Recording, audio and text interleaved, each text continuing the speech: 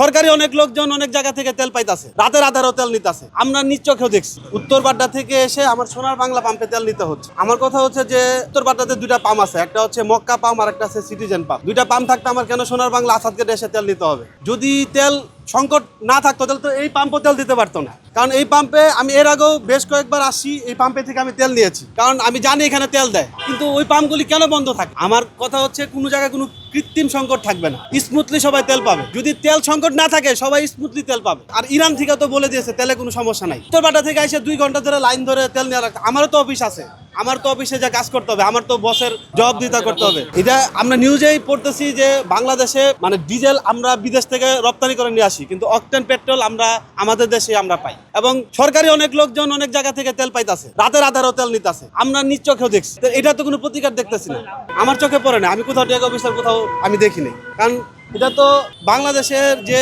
যারা বাইক চালায়, অনেকের কথা ছিল যারা পাঠাও বা রাইড শেয়ারিং করে তারাও ঠিক মতো তেল পাবে স্লিপ দিলে পরে। তাদের সাথে আমি কথা বললাম, তারাও ঠিক মতো তেল পাচ্ছে না। মানে যারা যাদেরকে চেনামুখ বা যারা নেতা তাদেরকে ঠিক মতো তেল দেয়, এবং যারা সরকারের লোক যারা সিন্ডিকেট তারা তেল পায়।